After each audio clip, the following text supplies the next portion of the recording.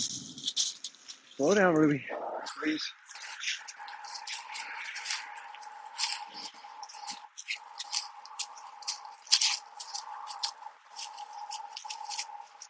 There you go. There you go.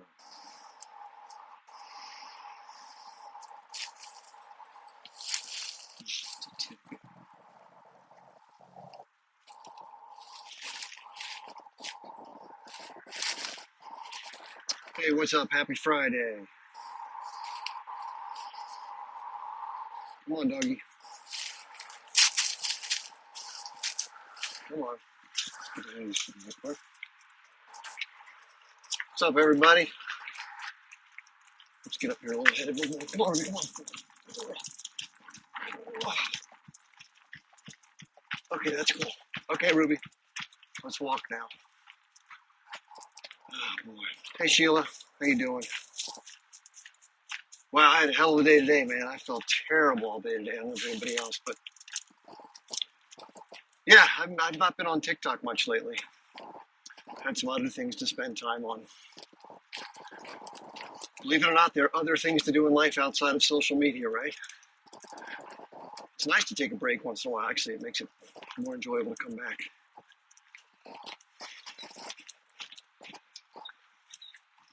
That's okay, Sheila. Different people have different things to deal with. Oh, what a cute puppy. Wow. So yeah, we're seeing all these college protests. I want to talk some about that today. I want to talk some about some just crazy stuff happening in the pro-Palestinian side that just continues to make me want to vomit.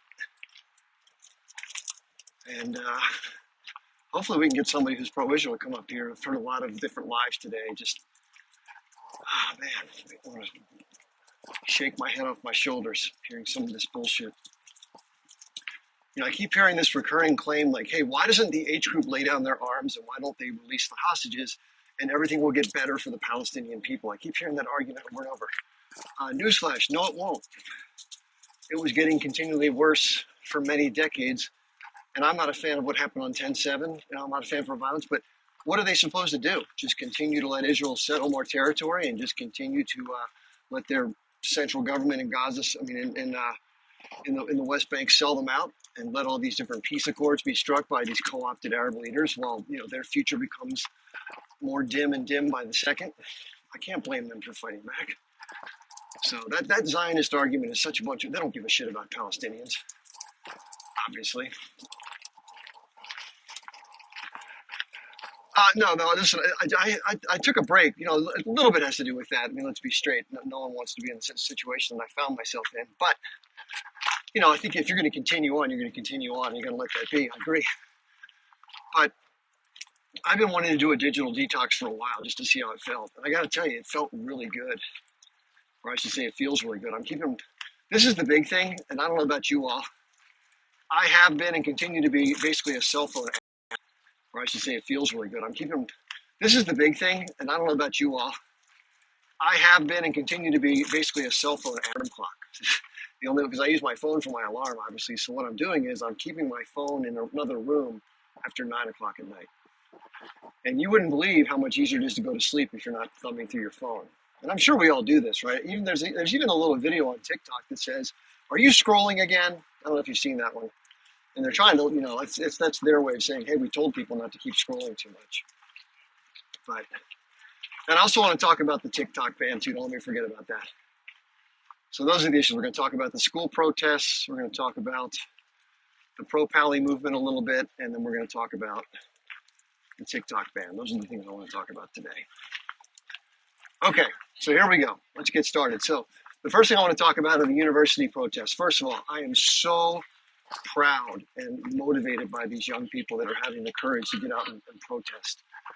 That is the fighting spirit that any movement needs. And this one, it's so impressive. And it started sort of spontaneously, and now it's erupted into like a movement. It's like a fire got lit, and now it's becoming spontaneous. And that's great. That's what happened during Vietnam. And that's what got the U.S. out of the war eventually. It was just the total unrest that it created, anger. And this is the cool thing. The reason why Vietnam sparked so much backlash was there were 58,000 U.S. soldiers that died in Vietnam that were coming back on TV every night in body bags. Now they don't show that anymore on U.S. television. They don't show the soldiers who get who don't survive. They don't show that for good reason. That's why they don't show it. But these are people who aren't directly affected by what's happening there, whereas Americans were, of course, directly affected by what's happening in Vietnam. That's what makes this even more, more noteworthy. And I'm just so happy to see that kind of activism coming to the fore, and it's becoming more widespread. I think that's exactly what's needed. And the government response so far has been absolutely disgusting. Absolutely disgusting. I am so incredibly sickened, but not surprised by the National Guard being called out, or these police force in riot gear. These are students sitting on like the quad of these universities, sometimes putting in tents or whatever. And granted, yeah, I'm sure the campus rules require you to have a permit, or there's certain free speech hours or some other bullshit. Which is, I remember during the Iraq War in Washington, D.C., they had these things called free speech zones.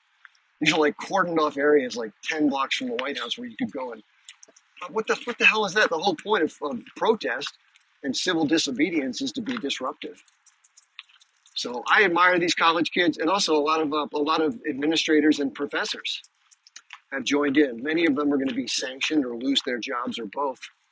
And that takes great courage to speak up for what's right in the face of losing your means of paying your bills.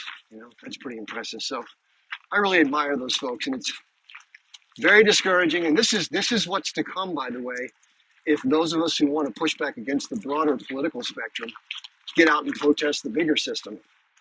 But it's going to be much more repressive, in my opinion. So it's not surprising, and that's why we don't really have a democracy in the United States. We talk about it. But as soon as free speech becomes a thorn in the side of the establishment, especially the one that backs up Israel, they freak out and start to crush it. And we're seeing that. We'll transition to the TikTok ban with that. That's a perfect transition. Perfect segue. Why do they want to ban TikTok?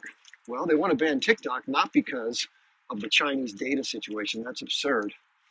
They want to ban TikTok because it's an avenue of information, the dissemination of honest information that they just can't stop or slow. And that has them petrified. Some videos on TikTok get more views than the number of viewers for the nightly news. Sorry, my dog's freaking out here. Ruby, hold on a second. I don't want people to have to listen to my conversation walking on the trail here. Come on, Ruby, come on. She's got something in her tail. Ruby, are you okay? She'll figure it out. Come on, dog. Come on. Good girl.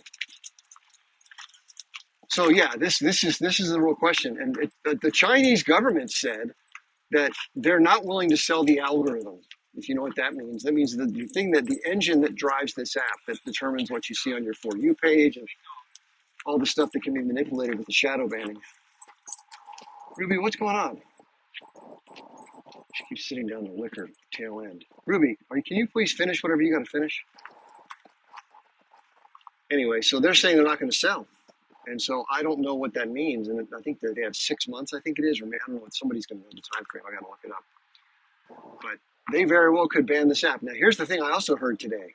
The senator who I think Mike Johnson and one other senator who kind of brought this thing to the House as a bill, they bought a bunch of Meta stock. That's Mark Zuckerberg, Facebook, Instagram, that whole thing. And that tells me that there's obviously thinking that there's going to be some winners financially. And obviously Meta stock, if TikTok gets banned, that's going to be a huge boon for Instagram, because where are people going to go? They're going to go to Instagram. Very similar. So that's discouraging that there are Congress people buying, millions of dollars of Meta stock prior to the future of this being decided. Not cool, right? Okay, now we can go on and on about that. I know we'll have to see what happens. But I know there's a lot of that in the conversation.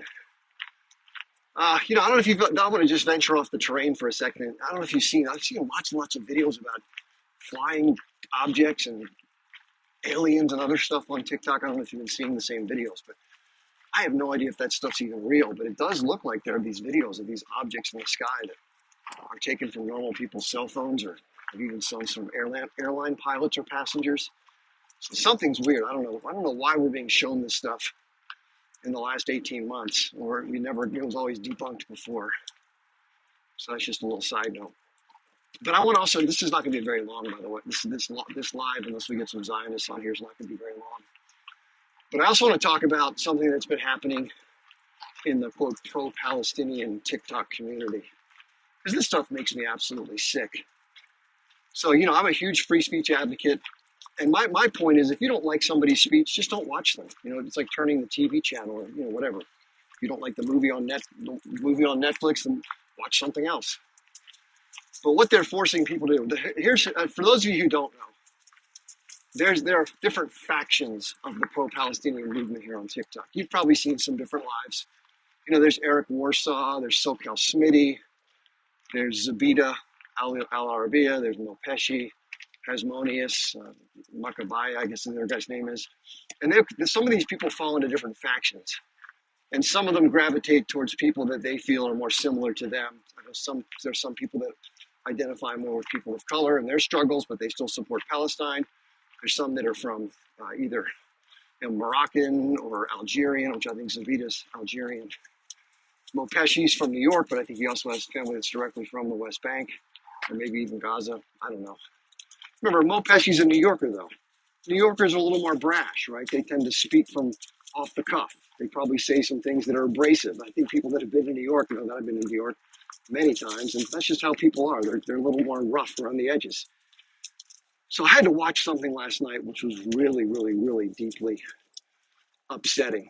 I had to watch a grown man have to sit in front of an audience of like 800 people and literally grovel and kiss the ring of this one faction that's requiring him to get on his knees and apologize for some different abrasive things that he said in the heat of a moment or two. And I'm like, listen, give the guy a fucking break. I mean, people all say hyped up stuff when they get emotional or there's a moment. We all done that. And the fact that this particular community, I think it's the Gen Z thing. And listen, if you're younger on here, I'm not trying to shit on you, but there is a phenomenon among the Gen Z crowd, let's face it. And they have this sanctimonious, holier than thou, purity type of standards with cancel culture and just ridiculing anybody. And what they do is they basically have public humiliation sessions for anybody who wants to remain in their presence and to be privileged to be a part of the community. First of all, who the fuck are you to tell someone like Mopeshi, who has family from the area, he's Palestinian, for Christ's sakes, what the hell he should or shouldn't say? There are literally cushy, comfortable, well-to-do, semi-wealthy kids of well-to-do families from European backgrounds who are lecturing Mopeshi on what he should or shouldn't say. I have two words for those people. Fuck you. Fuck you. Who the fuck are you to tell anybody else what to say? I am so sick, and I think everybody else is in the community who's been having to endure this crap. And obviously I had to deal with my version of it, but that's a different story. But forget about me. This is not about me. This is about anybody who's willing to put their ass on the line and, risk being in a public space and talking about an issue that's controversial and standing up for what's right. And then people having the gall to shit on them from their sanctimonious bullshit, pedestal and holding somebody to some silly standard that they've conjured up in their brain as being a requirement. And then if they transgress that, requiring them to bend over and, just be publicly humiliated and apologize, and then having the gall to not accept their apology. I can't get my head around that one, man. If you really want someone to be contrite for their actions and they sincerely come onto a public forum in front of hundreds of people and they say, listen, I was wrong to say this, I fucked up, and it's my bad, and I apologize to those who I offended, it was offensive and I should have said it differently, right? That's fair. Then accept the apology and move on, you disgusting little judgmental fucks.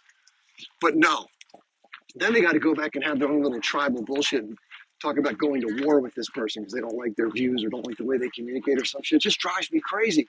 Listen, you immature little pricks and women, the bigger issue is nothing to do with Mopeshi or Chip or anybody else for that matter.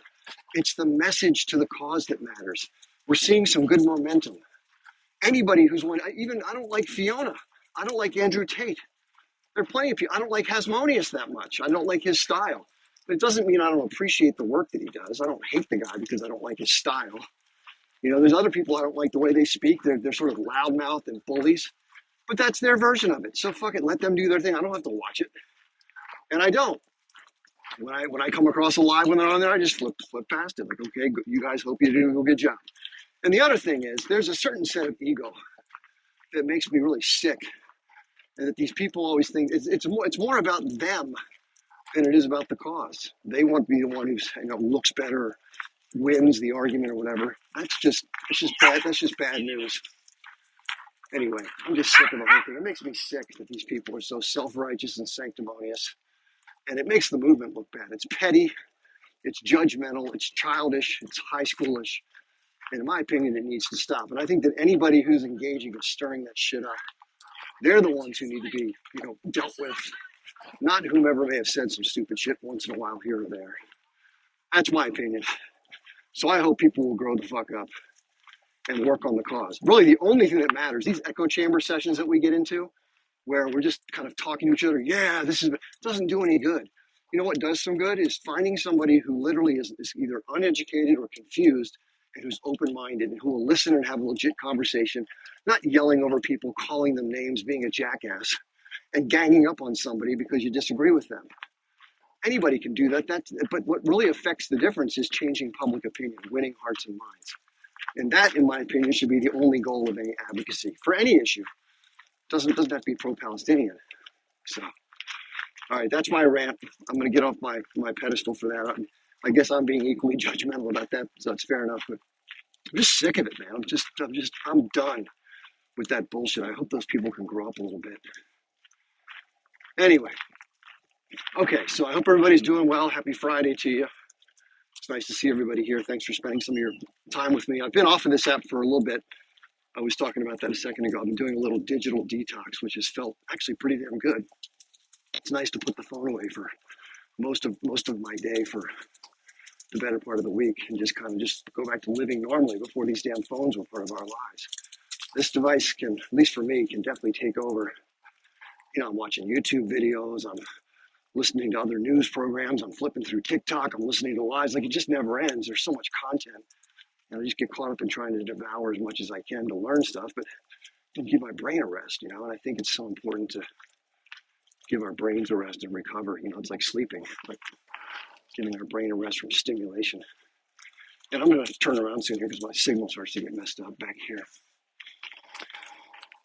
Yeah, I appreciate that. And there have been a lot of people that have been very kind and encouraging, and even some that have been understanding of my transgressions, which I really appreciate.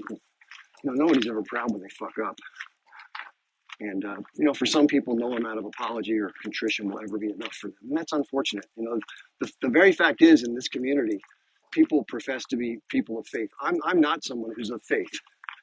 And yet I have more capacity for forgiveness in my little agnostic heart than the entirety of this whole fucking community of Christians and Muslims combined, which is really sad because their faith professes that that's the way one is supposed to be.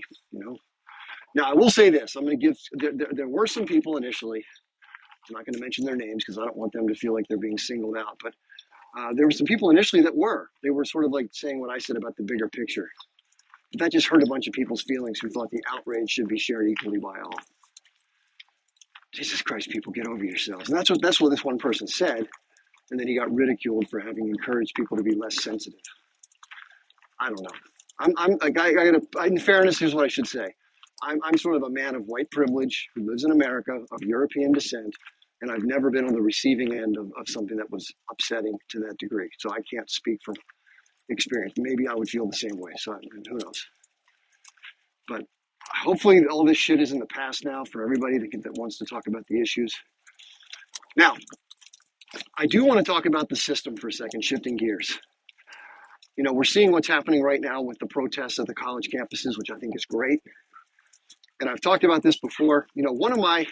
Somebody completely outside of TikTok or somebody from a different part of TikTok, I was having a conversation with him. And, he was saying he wasn't a very political person because I was mentioning my TikTok following and what kind of stuff I talk about.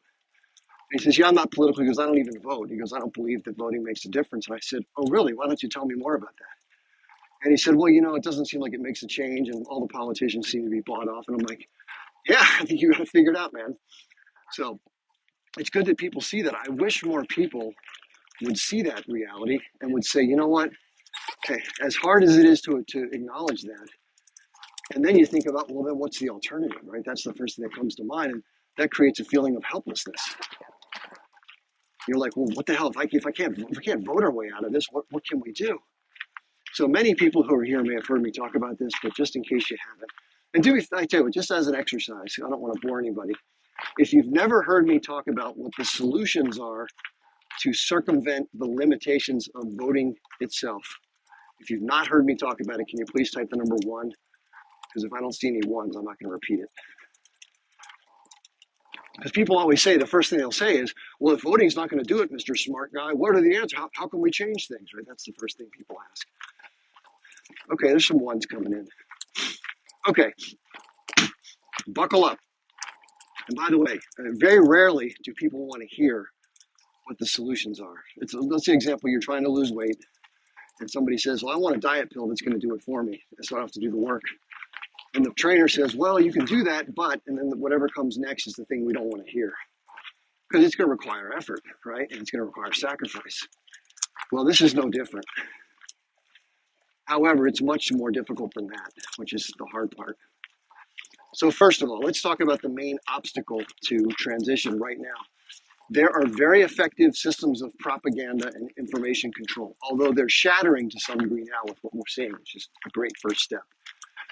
The first step for any problem is to be aware of it. So awareness is the first step. So with that regard, things like these kinds of conversations are so important. And the other part of it that's important, and this is, again, anybody can do this. There's no limit to one's ability, but it's hard to do because it risks upsetting the apple cart. But put it this way, especially if you have kids or grandkids and you want them to have a better life, and you don't want them to have to go through what's most likely coming if we don't do much to change this stuff. You have to ask yourself, do I care more about the emotional impact of maybe alienating some people who don't want to hear what I have to say? Or do I want to try to make people aware of it if they're potentially open-minded? And there's only so much you can do. You can drag, like they say, you can drag a horse to water, but you can't make it drink. But everybody can, and I believe should, open up these conversations. So, you do you, but this is something that you can do, that we can do. And I do it as often as I can. Many people aren't receptive, and it's understandable. So here's what we're up against as far as awareness. People have been cajoled into thinking that America is this beacon of liberty and freedom. We say the Pledge of Allegiance to the flag and all that stuff. We're told that we should go out and make money, we should go to school, get educated, go get a job, and contribute to the economy, and that's sort of our way of life. And then consume. That's it. That's the American way. And then with the seedy underbelly, we have a war machine and a complete corrupt system that basically serves the wealthy and the national security state while purporting to be this beacon of liberty and freedom and all this other bullshit. So when people don't like America, we're always shocked, like, what's wrong with America, man? We're the best country in the world. We're always told constantly we're the greatest country on earth, right? That's what we hear. We're the best. We're number one. USA, USA.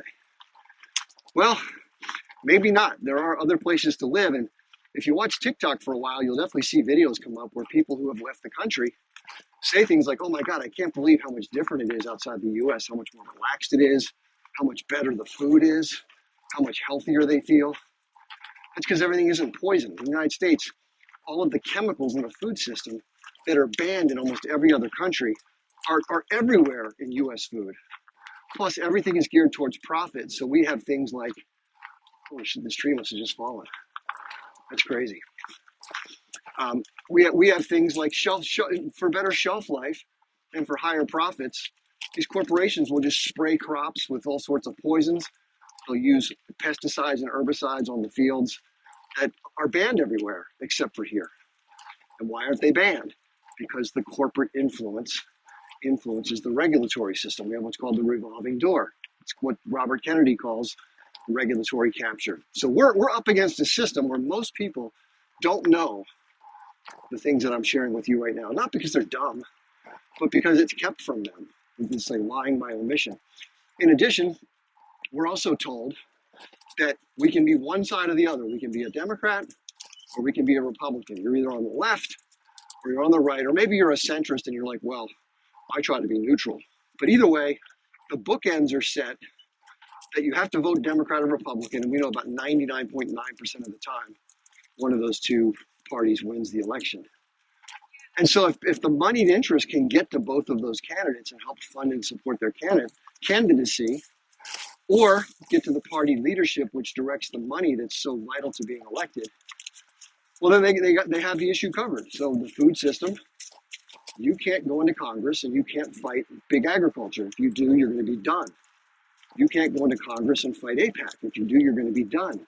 You can't go into Congress and fight the NRA. If you do, you're going to be done, etc. So all of the incentives are geared towards taking money, and all the incentives are to avoid the punishment of going against major industries, even if it benefits your constituents. I think everybody knows poisoning your constituents is not a good thing. Cancer rates soar. But the people who come in are like, what can you do? I mean, the game is kind of rigged. So that's the first thing. People have been convinced to play along with this system of going to school, getting a job, working your whole life, going on your 1 week vacation, being happy with that, and that's it. And look the other way or be completely blissfully ignorant about the other stuff. And then you're in this false left-right divide. So here's an example tonight. If you have time, scroll through TikTok lives. Scroll through maybe 5 or 10. And I guarantee you'll see at least 2 or 3 of being either pro-Trump or pro-Biden. In other words, pro-Republican or pro-Democrat. And these people are absolutely at each other's throats. And they think that it's their team that has to win in order for things to get better. For there to be better outcomes, less problems, less inflation, blah, blah, blah. And they're terribly rude to each other, and they're very divided and very, we're the most divided we've ever been in my lifetime right now. It's really bad. People hate each other. You can't stand to be in the same room. If you're pro-Trump, my mom can't even be in the same room with somebody. She can't even hear the guy's name without literally throwing a temper tantrum. It's unbelievable. I know they're all a bunch of jackasses, but the point is, if the powers that be own both candidates, and if the people that really run the show are those who put the money up, well, then what does it matter who gets elected? The same stuff's going to happen. And then people say, well, what do we do then? Well, here's what we have to do. And this is the hard part. First, we have to disabuse people through conversations, that being the problem. People are getting screwed from the top down by the oligarchy, the special interest of the business community that I mentioned, the money that surrounds the political process, and of course, Supreme Court law now that codifies the unlimited amounts of money in politics. It's absolutely disgusting. It's legalized bribery. That system cannot be changed from within the system that's been co-opted. It can't. There's no way. It's not going to happen. So there's no voting our way out of it.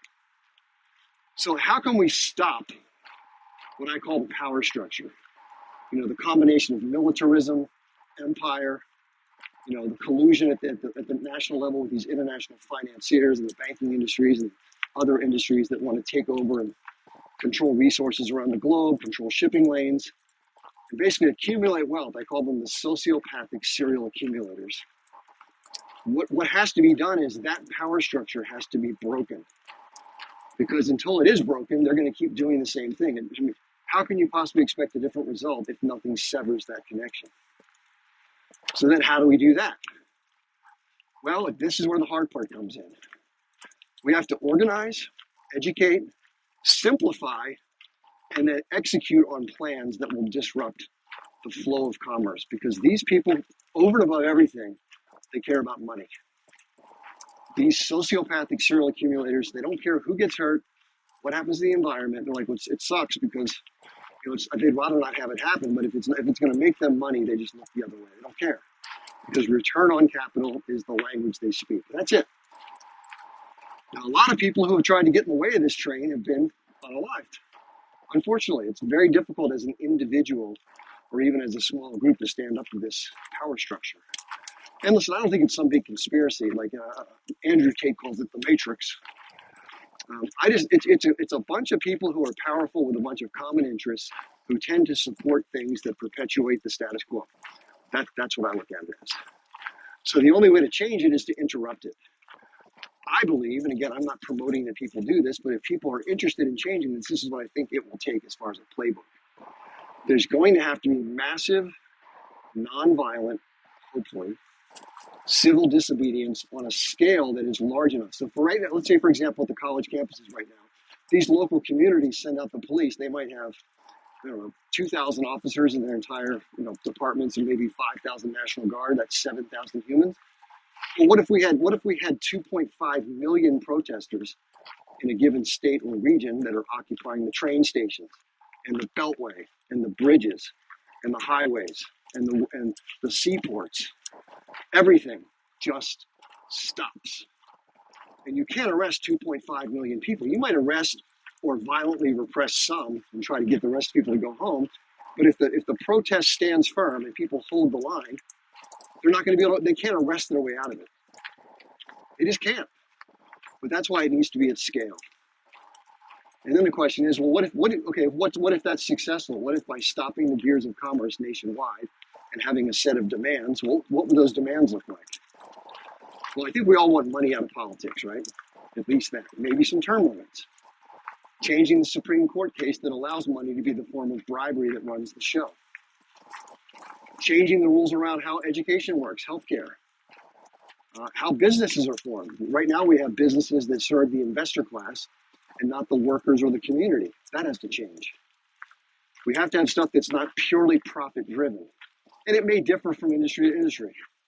We have to have leadership that is citizen and society oriented, where marginalized groups who are traditionally cast out of the economic system get a chance to participate at whatever level is fair and equal. You can't always have equality of outcomes, but you can give people a chance to be involved and have the right encouragement in the right situations to be able to participate and function in an equal way. That needs to happen. And we need to stop fighting these goddamn wars.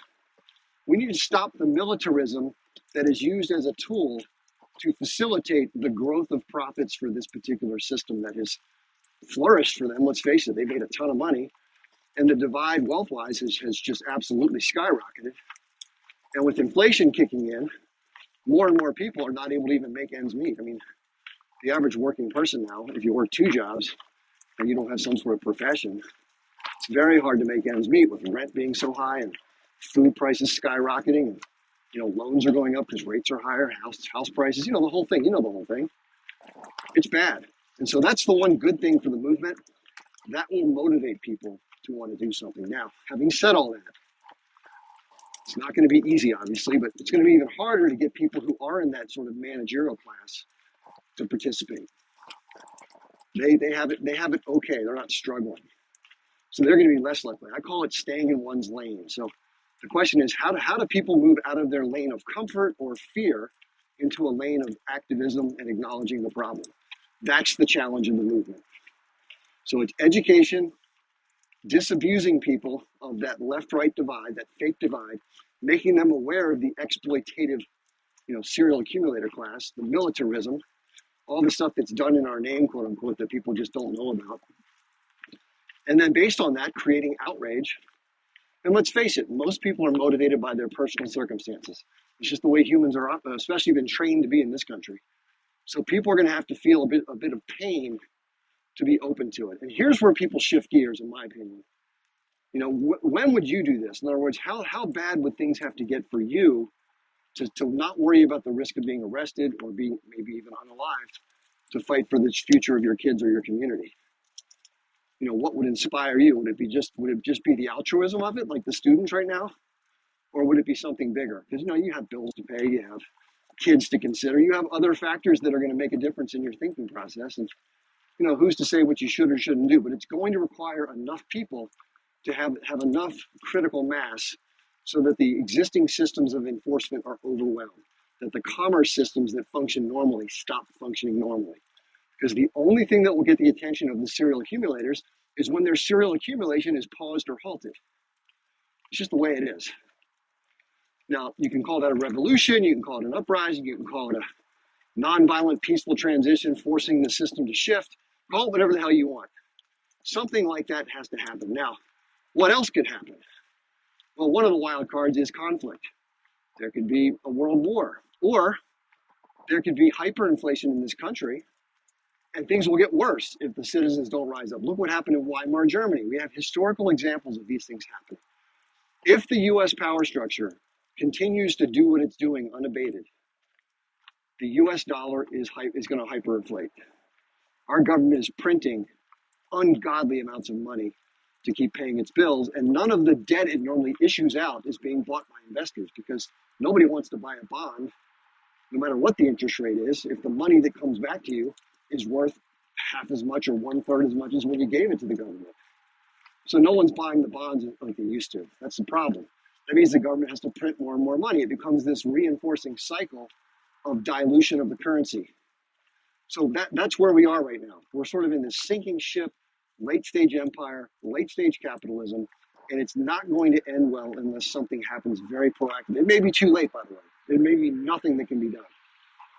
That train is pretty much barreling down the tracks. And we all know that if you're in a train and there's a ravine up ahead where the bridge is blown up and the train has a certain amount of weight and momentum and speed, that no matter when you apply the brakes, it's just not going to stop in time. And we may be past the point on the tracks where applying those brakes, doing some of these things that would maybe change things, are going to have enough effect. I don't know. And I think also there's a huge reluctance on people to acknowledge, let's face it, it's a bitter pill to swallow, right? It's like, damn, right? So therefore, I've studied people like Chris Hedges and John Perkins and other people who have carefully looked at this, Nate Higgins. And they all believe that while it's noble to try to do something because doing nothing is obviously not going to change anything, they don't believe that it's going to work, even if it were to be done in a way that would mostly have a chance to be effective. And that's another bitter pill. So then the question is, well, what do you do? Just, if the Titanic has been hit by the iceberg and there's only so many life rafts with things like AI and automation and biometrics coming down the pike, what do you do? And inflation. I guess one thing you do is leave the country. That's one possibility. Most people don't want to leave their homeland. They want to stay where they are and try to make it better. So then the question comes down to, well, what do you do with that? So it's a predicament. Let's face it. It's a very difficult set of circumstances. There's no easy way out. But that's what I believe would be a way to try to put enough pressure on the system to change it. And let's face it, nothing's going to be perfect. Even if that were to work, let's just say tomorrow morning we woke up and everything I just talked about is done. It's finished. The power structure has relented. They're willing to have more fair redistribution of wealth, all the things we talked about. Well, then what about the process just continuing from there? Because we know that it's a corruptible thing, right? So I think you have to have rules in place that makes it illegal to accept money from one of those larger influence groups with very harsh penalties. I don't know if you know this, in China, if you're found guilty of bribery in the Chinese Communist Party, you are executed. If you do something that pretty much is dishonorable in the business community, for example, there was a CEO who was incorporating, I think it was some sort of poisonous material in pet food that killed something like 100,000 dogs and cats around the world. That guy was executed because he did it knowingly. Now, I'm not for draconian punishment if it can be avoided, but I don't know, whatever that mechanism needs to be that stops people from crossing that line where they do what they know is not right, that needs to be in the mix to stop that kind of behavior. Because obviously people, their loyalty and allegiance to the state and to their family has not been enough of a motivator to not do those things. The draw of accumulating money has been a stronger draw. It's like a moth to the light, and somehow we got to turn that light off. There's a fake account that's trying to raise money. By the way, someone just asked me about an account. If you type in my name in the search bar, Chip Barnes, there's one called Chip Barnes 670. That's my backup account. My primary account is Chip Barnes 67. There's another one that says, what did it say? It's like Chip Barnes 67. So I only have those two accounts. I just started one. I can look it up because I did a screenshot of it. But anyway, if you see anything with like pictures on the screen that are asking for money on Telegram, that's not me. I got to make a video about it. I never raise money. I never ask people for money in terms of like fundraisers or causes like that. I do mention my links after each live, or sometimes if people want to help out the work that I'm doing, but I never actively like fundraise on an ongoing basis. So thanks for asking that. Okay, so here's what I'd like to do. If there's anybody in the audience, obviously if you're pro-Israeli, I'd love to have you come up and share your views. You'll be treated with respect unlike a lot of these other lives that talks over people and ridicules people and is rude and condescending, and none of that goes on here. I've been criticized. I don't want to overthrow the government, although I think the government needs to be changed dramatically. All I really care about is the impact of the changes, whatever they may be. And listen, if the wealthy class decides out of the kindness of their heart to make things better for the group and stop destroying the earth, hey, I'm for that. So maybe we can ask nicely, right? See if that's going to work. Is the thing lagging for everybody? Because I'm in a good spot normally. Okay, let me go back to where the signal's better. Then sorry about that. Sorry about that, Ruby. We can't go further in the park. Okay, someone's in the guest box. Let's bring them up. Welcome. Hey, Chip. It's good to see you again. I joined you once upon a time. Yep, I remember your voice. It's a very unique voice. Oh, thank you. Um, as I look at the situation, I continually watch this thing. I have come to the place where I'm empathizing a great deal with the Palestinians, and yet I find myself sympathizing with the Israelis. Okay, how so? They have a long and storied history, and they have found themselves in a position where I want to believe that they would really rather not be. But circumstances seem to have forced upon them a role that they don't have any choice but to perform.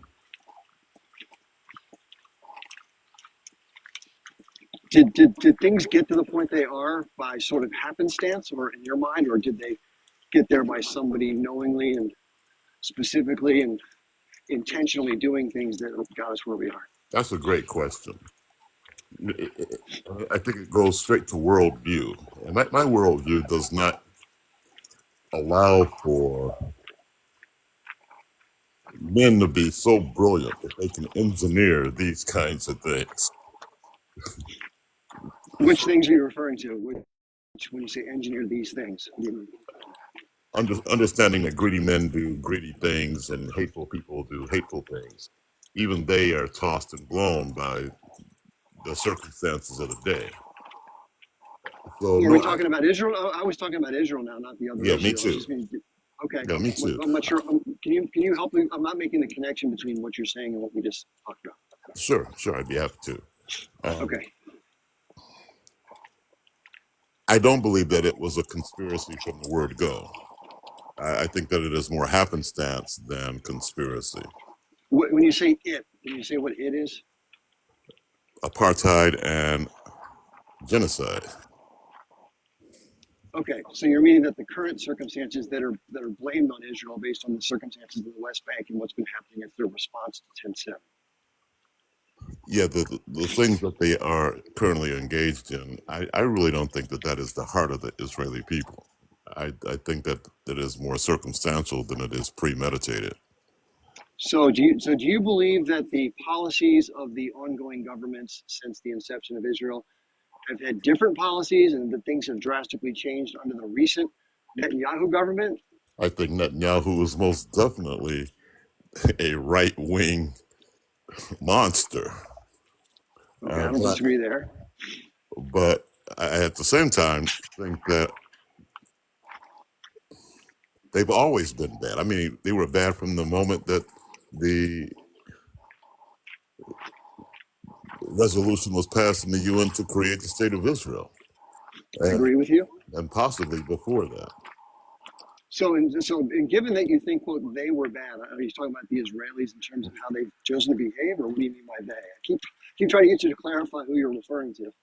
Yeah, the Israelis in this case. Okay. So do you think that some of that bad behavior led us to the point where an attack like this were to take place because of the pressure that the population feels they're under, given their lack of hope for a viable future? I do. Okay. Then how is that happenstance? Then that's what I'm trying to understand. You said it was happenstance and not conspiratorial. So, but I'm trying to square that with the context that we just referred to. It just seems that they're caught in a vicious loop. I mean, when the resolution was indeed passed, what was their thrill to do at that point? Not go? Well, upon their going, here comes war. And then you end up in a cycle of fear, retribution, hate, fear, retribution, and hate. And they just seem to be caught up in it. And when I say they in this case, Well, I mean both of them. it'll be. I think I would agree with you if it would have been sort of this one day the UN just out of the blue said, okay, we're going to create this state. But my understanding, based on the history of how this all came into being, there were also deliberate actions that led up to that happening, including just overall the Zionist political ideology, which is distinctly different from necessarily a state in historic Palestine. It just so happened that that's where the trajectory took them as they pursued trying to create a state and a homeland for the Jewish people. Agreed. It's more so the backdoor dealings and the duplicitous nature of how it came to be that resulted in the UN declaration that I take most issue with in terms of the terror and the violence and the dispossession of land and the mass immigration that took place after there was an initial welcoming of people who didn't have anywhere else to go because of other anti-Semitism around the globe. And we can't discount the possibility, at least, of real racism. I mean, a difference between a preferred group versus a not preferred group. Racism by whom towards whom? Racism of the Europeans, primarily against the people of Palestine. Well, I don't think there was a whole lot of that going on. I think there was there was an anti-Semitism in European nations vis-a-vis Jewish people that created refugee situations. And there were also pogroms at points, both of which I condemn. But that was the political reality at that time, which created mass emigration and then, of course, mass immigration into Palestine over the 1900 to 1945. Understood. Yes, understood. So I guess the question on the table for me is, who's to blame? And assuming that we can figure that out, okay, how does that get fixed? Well, people have different views on the history of this. In other words, they would say that their kingdom, this is coming from a Zionist perspective, that the kingdom of David that was established about 3,000 years ago, that everyone else since the fall of that kingdom have been colonizing, quote unquote, their land. Mm-hmm. But I think picking a point in history at 3,000 years ago and saying that, quote unquote, that is the wrong that occurred. What about 4,500 years ago before the kingdom of David took over that land? Is that a wrong? And are the people that were dispossessed because of that creation? I don't know where you can arbitrarily draw that line. So The way I try to look at the situation, given those particular difficulties, is to look at it within the modern context, which, by the way, most scholars who analyze the conflict look at it from about 1870 to present, given that was the more recent history. So given that history, if you look at the population tables, this is just public record. And this is really important to understand because it makes a big difference. This is why there's so much, outrage among people who call themselves Palestinian. In the tables at the time, they referred to three groups. They referred to Arabs, Christians, and Jews. That's their categorization. And if you look at the population distribution, there was a vast, overwhelming majority of Arab residents in the territory, many of whom were indigenous. There was a very small fractional minority of Jewish people, some of whom were also indigenous. And then, of course, there were also people who had also immigrated into the territory that made up part of those populations, but not all. Every place is a mix of people who travel. But the point is that dynamic shifted dramatically as the machinations of the Zionist project came into fruition and targeted historic Palestine as the designated location. And so therefore, the population dynamics, although they still were overwhelmingly Arab, the percentage and the shift of percentages of Jewish people in the region sizably increased more than the Arab population. And yes, with that change of dynamic came friction, which it often does when there's mass migration in certain regions. It happens in Europe right now, it's happening elsewhere. So I think in terms of the wrong in the modern history that most people look at that uses the basis for the resistance is what they call the Nakba, which is the 1948 expelling of over 750,000 Arabs, or Palestinians, Right. and a lot of their families and villages were massacred. Hmm. About 14,900 people were killed and displaced, many of whom got pushed into Gaza, modern day Gaza, and many of whom were scattered in the West Bank and elsewhere, Lebanon, Syria, many to Jordan and some to Egypt. So it was very disruptive. Here's one thing I like to say, and then I'll get your response. I have no opposition to the establishment of a homeland for any people that have been historically marginalized. I think that's a perfectly normal and legitimate aspiration. The question comes down to at whose harm? And if it was just a land that was empty and people moved there, hey, okay, great, good for you. But that was not the circumstances. So the old adage that you hear is that it was a land without a people for a people without a land. It was just this nice little sweet thing with a bow on it. And then all these crazy people outside started attacking them because they hated them for who they are. And that's just not what happened. So, can you remind me, did the Nakba take place before or after the war? Both. Okay. Both a lot before. And here's why the war happened. There was two reasons why the war happened. First of all, the delineation of territory that put in the state of Israel disproportionately gave land to the Jewish state versus the vast majority Arab population. About 55% went to a third of the population in the region, which only 50 years earlier was like 6% of the population. It more than quintupled in size in that course of those several decades. And 45% went to the vast majority of the population that was there. So they were basically undermined in terms of territorial, and it was going to be very difficult to displace people. Harry Truman talks about this. Even the first Prime Minister, David Ben Gurion, talks very clearly about this in terms of he knew that this was going to be tremendously disruptive, and it was going to be dispossessing people of their homes, and they were willing to use violence to accomplish it, which they did quite readily. And then on top of that, here's the real challenge. So that was, quote unquote, to most historians, the original sin, that where these people were violently displaced. And then, of course, the reason why the Arab nations attacked was not just because of that unfairness that was deemed to be the case. Everybody knew, in the US and the UN, that trying to forcibly implement a territory based on a small but growing minority of a population in a region that had been historically occupied by a vast majority, it was going to be very disruptive, which it was. But on top of that, it was the terror things were setting forth initially to get them out of the way, and then on the Arabs who were resisting the idea of the state to occur in the first place, it was violence to which, along with the unfair delineation, that the quote Arab nations responded to. Okay. So, That's the big lie. if we stay with the modern era, is it fair to say Yep. that? Is it fair to say that, given all of the animosity and hate and discontent that led to war, is it fair to say that the spoils of war go to the victor? Well, you could say that in 1948, because in that case there was an attack, and Israel did defend itself. And in the course of that defense, it took over a much larger swath of territory than it otherwise would have had. It now occupied about 78% of the territory when formerly it was given 55%. So that was a big difference. And yeah, you can say, okay, in a war, that's it. Territory is what it is. Now, here's where things change dramatically. You can make the argument going forward politically that, hey, this is a reality. The world, quote unquote, agreed to it. And while the people were dispossessed and there is historical harm there, as much as they may feel they're entitled to return to their land, you can make the argument that this stuff happens throughout history. It happened with the Kingdom of David. It happened in the United States. It's happened everywhere, right? So you can make that argument. A lot of people don't agree with that argument. I don't agree with that argument because I don't like having an ethno-state imposed upon a region that was relatively peaceful up until some of this friction started to occur with the machinations of the Zionist project.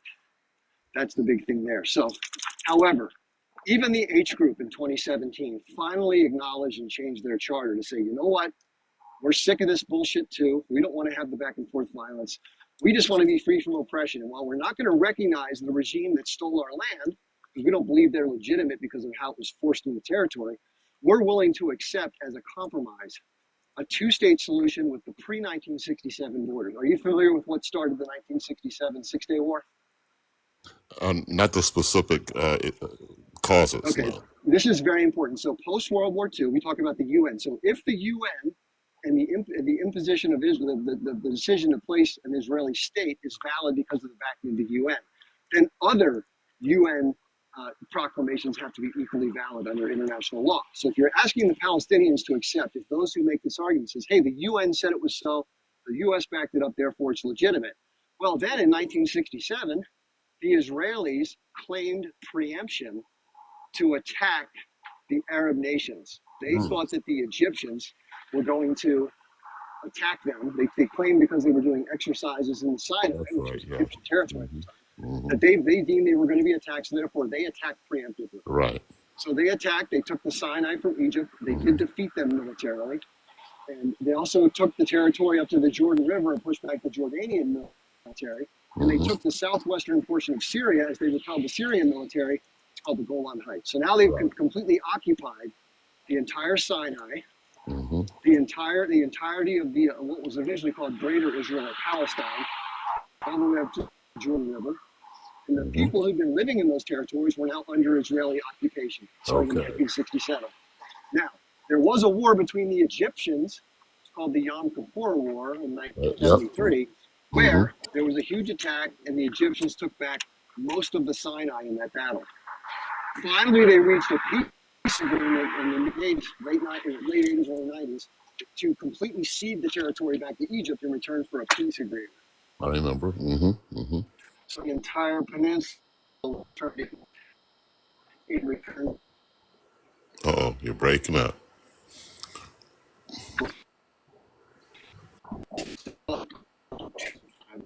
They said settling the territory was in 1970 to 2005.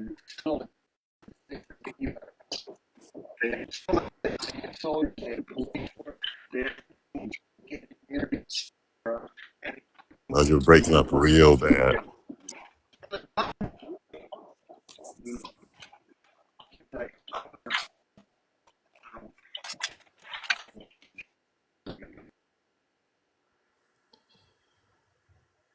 so, That's not can you yet. hear me or no? Just barely. Can you hear me or no? Okay, give me a second. Okay. Okay, how about now? Better? Your video is gone. Can you hear me now okay or no? I can hear you better. Yes. Yeah, I told you I had to go dark for a second. Okay. Okay, so what the biggest change in all of this was the 1967 war. So fast forward to 2005, because of all of the difficulties, we know there's a greater level of resistance in Gaza. There's more militancy, right? We know that from history. So at that point, the PLO, the Palestinian Liberation Organization, headed by Yasser Arafat, was a singular authority over both the West Bank and the Gaza Strip. And they were trying to legitimately resist the illegal and immoral occupation that occurred with the preemptive argument of the attacks of 1967. And yes, they did militarily prevail, but the UN, if you're going to give it legitimacy, declared that it was the illegal capture to an aggressive foreign military action. And they didn't agree with the preemptive argument by Israel, and there are actually Israeli historians and actual military officers that said it was used as a pretext, the quote unquote ruse of saying they were going to be under attack as an excuse to attack and take the territory.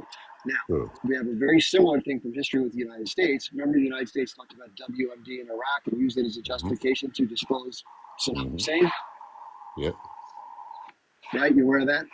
Oh, yes. Very much so. So they're using the concept of preemption. They're trying to publicly justify their decision to attack under and the implicitness at worst circumstances. So therefore, the international community and the UN are not to be Palestinian territory, not Israeli territory. Israel is the only nation on earth that doesn't abide by those provisions. So it wants the UN to be justifiable for its creation, but it negates the UN with regard to the territory it took during an offensive war, which it's not legally entitled to under international law. That's a big part of the problem. At what point did Gaza cease to be part of the Egyptian um, So the Israelis Right. decided, because of all the difficulties they were having with security of the Gaza Strip, in 2005 they decided to dismantle their settlements and withdraw.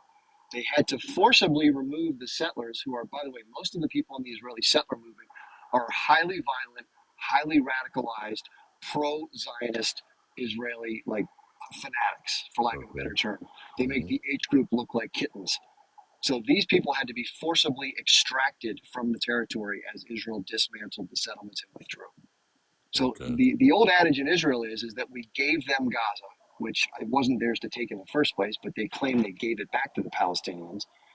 And then they got angry that the Palestinian resistance continued to fight back against Israel, to continue to resist. But you have to remember that the territory in the West Bank, which was where most of their civilians lived, like three-fifths of the population lived Hmm. inside the West Bank, they were still militarily occupied and illegally under international law.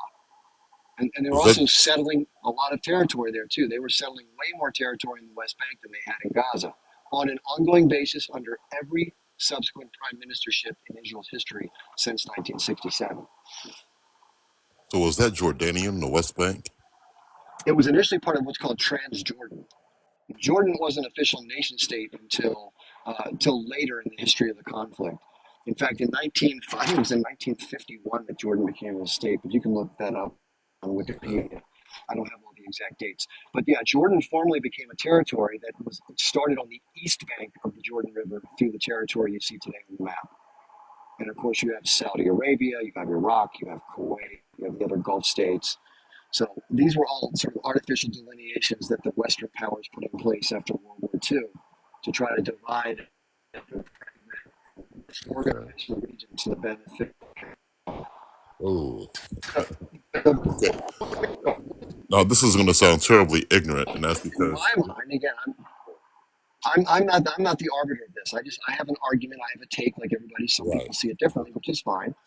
But the take that I take, Hmm. I side with the historians who look at this as an ethnic cleansing of a territory that another power wants and has continued to steadily settle over many decades, indicating that if it didn't want the territory, it would not be settling the territory. That makes I sense? think I think we could all settle on that fact. I mean, it Yeah. So seems so there's the rub, and here's the other rub. Now they've tried over many decades to do what are called peace accords, to try to figure out a way to properly delineate something, anything that can make all this work and kind of stop the uh-huh. violence. Now the Israeli argument is that they made five amazingly generous offers to Palestinians, of which all five have been blatantly ignored and rejected because they don't want peace. They just want to resist. They want it all. There may be individuals within the Palestinian struggle that do indeed want it all back. But we all know that politics is the art of compromise and being reasonable. Right. And so Right. the Palestinians were making counter offers that the Israelis rejected because none of the agreements left the Palestinians free from Israeli domination militarily. They didn't have any autonomy. Their borders were completely controlled by Israel. The military was still going to have maintaining a force inside of the territory to control the potential militancy that they were so worried about because of their security reasons. And the Palestinians said, listen, we want autonomy. We don't want Israeli control. That's the whole point of wanting to change the dynamic. We are sick of being occupied and controlled by the Zionist movement. But Israel was never willing to relinquish full control over the territory, and therefore they rejected the agreements. And I think rightly so. Even Israeli scholars and Israeli leaders in the left office said if I were the Palestinians, if I were Arafat, I would have never accepted the deals that were offered. Now, what does that tell you? That the Israelis were offering basically bad deals. But back to your original conclusion that if Yeah. in fact this is just a cleansing of the land, then why would the Israelis accept that or not? Well, that's the point. They don't want to. That's been the whole point of this whole Right. thing is that Right. they've been Okay. dangling a carrot in front of them that has no legitimacy, saying, look, we want a path to peace. Meanwhile, they're doing everything they can to undermine it and continue to settle and take over more of the land, slowly but steadily, within the political argument that, if you do things slowly but surely, no one's going to stop you. Now, what happened on 10/7 was egregious enough that it merited, according to the international community, as well as the Israeli movement under this really radical government, for a much larger and more rapid response in the territory of Gaza, and accompanied by a vast number of rabid settlers, those same mindsets I mentioned earlier, moving into the West Bank and violently dispossessing Palestinians of their homes, their land, unaliving them, destroying their crops, so many more horrible things that we don't even hear that, and imprisoning thousands of them, justified under its security, under this new initiative because of 10/7. And that's why people are angry. In addition to the fact that they're seeing on social media the actual physical devastation being meted out by Israel with its decisions on how it's going to conduct itself, mostly through the use of bombardment and artillery, but some of which has been tank fire and actual soldiers making atrocities and stuff like that. Now, I don't think the Palestinian side is innocent. I think the Right. resistance that has taken place on a one-off basis with different attacks, knife attacks, whatever, cars, whatever, and even in the 80s with the cafes and the buses, I don't agree with Hmm. any of that. That's been their Right. choice to use armed struggle. In Right. the H group's use of tactics when they hit civilians and they did things in the kibbutzim and elsewhere, the rave, I disagree with that. And so I, in the framework of the long-term struggle, because of the lack of sunlight at the end of the tunnel with respect to peaceful, to trying to pursue a peaceful outcome, which the Israelis have basically put the kibosh on and Right. never really allowed it to occur.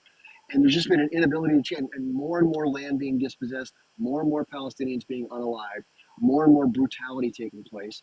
The resistance is never going to go away under those circumstances. No human being is going to sit back, be humiliated, and accept that as their fate, especially if they believe the land is all theirs and they have a complete identity connection between the land and their lives. So if you're Yeah. somebody who's so tied to your land that you're willing to give your life up for it, you're never going to give up resisting until you die.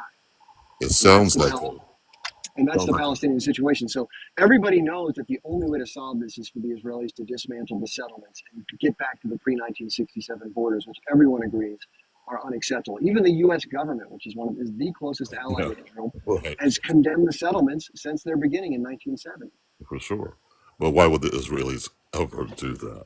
They're not, because Right. they've been able to manipulate the political process to back up their behavior. However, the one big change that we're seeing, and this is amazing, is that the awareness of the international community, especially in the Western community, has changed dramatically.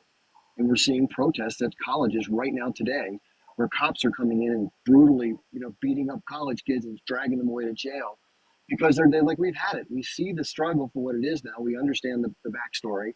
We understand the injustice of it, and we're not going to let it stand. Just like the injustice of the majority black population in South Africa was being brutally oppressed and called terrorists by the minority white government in South Africa. And eventually, through international economic and political pressure, that regime was taken down, and now the government is more egalitarian. It's not perfect, there's a lot of problems there, but the majority is no longer being oppressed. The oppression and brutality and the asymmetry and unfair nature of the long term variables is what needs to be righted. And that's why the struggle continues. So given your brilliant overview and given the circumstances that presently exist, the cycle of fear, retribution, and hatred continues. So the question still remains, is there any, I hate to use this word, well, before I go there, let me just say this. I know this is going to sound terribly ignorant because it really is. Okay. There is a consciousness, I would assume, in the Arab world already that Oh, yeah. recognizes the injustices that are going on between Israel and Gaza. If Yeah, and not just the Arab world, by the way. The right, Russians understand it, the Chinese understand it. I mean, most of the international community gets news that the U.S. and the West does not get and has gotten for a long time. And even though we call ourselves freedom loving and we have a free press, we don't, and they do. so why do they continue to sit on their hands?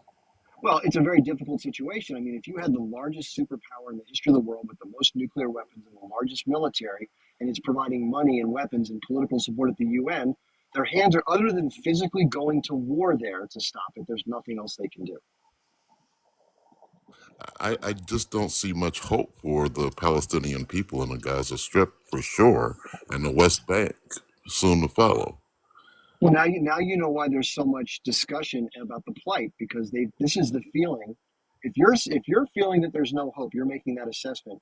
How do you think the people that have been living under the brutality feel in terms of their personal frustration and anger? To be sure, I mean, what can they do but strike out?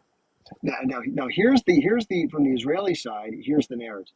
Hey, we're the Jewish people. We deserve a place to be. We're this small state in this big sea of Arabs. We have the right to be where we are. All we're doing is defending ourselves. Why are these people hate us? We're Jews. They hate us because we're Jewish. That's what we hear all the time. They play this victim card while not discussing or obfuscating the victimizing they do to maintain their security and the expansion of their territory under the project of Zionism.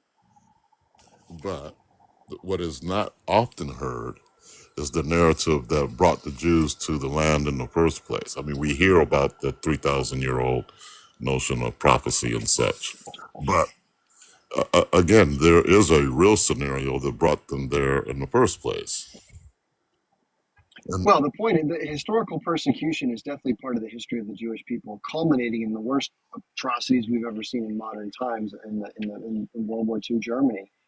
However, the Zionist project in Palestine started decades before World War II. That was sort of like the quote cherry on top to mhm, justify the creation of the state. Yes, it is reasonable to try to find a safe landing spot for people that have been persecuted. I don't. Hopefully, no good person denies that aspiration. The question is, at what price and why should others have to suffer who had nothing to do with the historical persecution? I hate And to this is a sound fair question. cynical. I hate to sound cynical, but that's the way of the world, isn't it?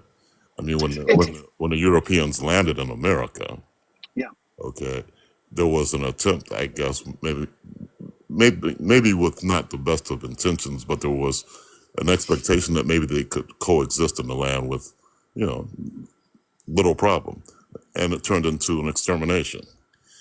Well, And again, the difference between North America and Palestine is that the native population here decided not to continue violent resistance because of their plight. They were pushed into smaller and smaller reservations, where most were unalived who weren't going to be subjected to that outcome. And it's a sad history. It's a stain in the history of our country. I know it's been the way of the world, as you referred to it. It hmm never makes it right. It's oh, never agreed, moral. It's never just. So in this agreed. case, it's ongoing. It hasn't. It's not. It's not in the far chapters of history. It's still in modern context. There's still possibilities. And again, I think you're right. It doesn't look good given the current dynamics with the United States, the political cover at the UN, the military backing, and all the money and all the support that I think most people now are absolutely disgusted by Oh my, because they're seeing the impact that that's having in terms of the impact on Palestinian lives, which we've seen anywhere between 30 and 45,000 people now killed, and maybe many more if this offensive in Rafah does carry out, which it seems like it's going to. People are pissed, and yeah. I think rightly so. And even if we take a look at the political horizon in the United States, there is no foreseeable point at which the United States will abandon Israel. Well, you got to remember there are reasons why the U.S. supports Israel. It's not because they have this great love for Jewish people. Trust me. Mhm. The U.S. turned away Jewish people when they were trying to find a place to go when they were being persecuted in the lead up to the state of Israel. So that's they were pushed back and they emigrated into Palestine. So it's not because of a love of Jewish people, as is often stated. What it is strategic interests of the United States. hmm hmm And there are other members in the power structure who do have an allegiance to the Jewish people because they happen to be Jewish and Zionist, which Right. influence and reinforce that strategic interest because the Middle East, let's face it, has a good portion of the hydrocarbons on which modern industrial civilization requires. Right. And the U.S. therefore wants to maintain its interest in the region, and it's a strategic bulkhead. And it's also a very well armed cop to kind of keep order. And then they've co opted the leaders of the adjacent states through bribes and payoffs and stuff where the local population doesn't support the government. They're against the state of Israel, they're against Zionism, but there's nothing they can do because their governments are highly repressive. And it's no small relationship that exists between Christians and Jews either. Well, it's not about hatred between religion. That's what people like to say. People like to say it's a caliphate. That the Palestinians want to take over and they want to remove all the Jews from the territory. And there have been language in previous documents by some of the more radical members of the resistance, H group or others that have made similar statements and formalized that into their charter, which they've since removed. There hmm are probably still people among the militants who have a disdain for Jewish people because in their minds they conflate Zionism with people who are Jewish, as many people who live in Israel support the existence of Israel, which to them is the polar opposite of what they think is just. hmm Amen. So Ron says, Chip, you are clueless. It's all about the religion. Ron, I agree. let me tell you why I disagree with that, Ron. And again, you're entitled to your opinion, of course, and I appreciate you sharing it, notwithstanding the slight. Because Ron, what started this? And let's look back at the history of the region. Now, and also let's look at what people of Arab and Palestinian descent do or don't do normally throughout where they live throughout the world. I know there have been instances of quote terror at the Olympics, etc., the raid on Entebbe. However, for the most part, historically, no Jewish people have been harmed or unalived, especially now, even given right now. There's not violent repression of Jewish people in the United States. There's not mobs of angry Palestinian or Palestine supporters going after Jewish people trying to unalive them or burn their homes down or whatever, terrorize them. That has happened in terms of individual attacks in the past because of the resistance struggle for territory. It's not a hatred of Jewish people. Now, some people in the resistance, I can't speak for what's in their heart, they may dislike all Jewish people because they put everybody into one big bucket about the fact that they've been dispossessed of their land and they tie their identity to that land, and therefore that hate emanates from that. But this is 100% about the resistance of ethnic cleansing, which is all land driven. 100%. It's not about religion. It's not about hatred towards Jewish people. It's about Zionism, which is the project that dispossessed a group of people from where they lived. And let's face it, Ron, if you and I lived somewhere and we were the ones dispossessed of our land, our family got killed, or whatever it may have been, which people who are Jewish have experienced, it's right to call that out, right? It's when it happens to Jewish people, it's fair to call it out as horrific. Why is it now unfair to call it out when people who happen to be Arab and are dispossessed of their land, that it's not okay to call that out? Because it was towards the greater good that served the group that you may be a part of. I think it has to be called out in all of its forms to be consistent. So I don't think that's being clueless. I think it's being fair. That's what's going on with the land. Now, here's why I know that. There's not a mass movement to unalive Jewish people around the world by Palestinians. You don't see radical Palestinians in Europe Right. and in Jordan. Right? They don't kill Jewish people. The only struggle they exert is against the Israeli Zionist regime, which includes the IDF and the government of Israel and the state itself and those who are the radical settlers who want to further dispossess territory in the West Bank. That's it. But it has a real potential of spilling over. I mean, we see it on our college campuses where it devolves from a authentic political issue to individual religious tropes. No, the violence right now is being done by the state. The repression of the protests is where the violence is coming from, not the other way around. So we had a The provost students have been completely peaceful. just the other day, or I guess it was a rabbi, tell all the Jewish students to go home. Well, that's because it's not a good look for the Zionist movement and the state of Israel to have people who are Jewish basically turn on the concept that they believe is so important to the Jewish people, which is to support the state of Israel and the Zionist movement. There are plenty of Jewish people who are anti-Zionist. They're not anti-Jewish. They're not self-hating Jewish people. They're often called. They see the injustice. They see the inequity. They see the struggle, and they put themselves in the shoes of the oppressed and say, you know what? I wouldn't want to be in those shoes. That sucks to be them. Why would I support something that's doing that to them? And therefore they speak out, which I think takes a lot of bravery. They either are powerless or small in number. Who's powerless or small in number? The Jews that are opposed to Zionism. Well, they're a minority of the Jewish population, and a lot of people make the argument. I think this is not a far-fetched argument that to be Jewish in many cases is to support the state of Israel. Therefore, you support Zionism. So, therefore, to be Jewish is to be Zionist. Therefore, to be anti-Zionist is to be anti-Jewish. You can make that argument. Other people can see the difference between one's ethnicity, their religion, and their political ideology, and the idea of an ethnocentric state that marginalizes another group to their expense. And the brutality that's accompanied it has been way over and above what is necessary to maintain its own security. And the continued and aggressive settlement of land and attacking and terrorizing the indigenous population and to further dispossess them of land Hmm. is Hmm. what's really at the heart of all of this. So, Well, have wait, you, one more thing. So Ron says, Chip, you're just another one who has no clue. Okay, I guess, Ron, I guess the 34 years that I've spent learning about this and trying to study it and try to become more aware of the dynamics, that makes me someone who has no clue. You may disagree with my conclusions, but I think to call somebody like me clueless or have no clue is really not fair. And And it's again, wrong. And it's well, just plain wrong. it's okay to disagree with somebody's point, but I'm not going to say Ron is clueless because I disagree with his points or his version of how he interprets the history of this.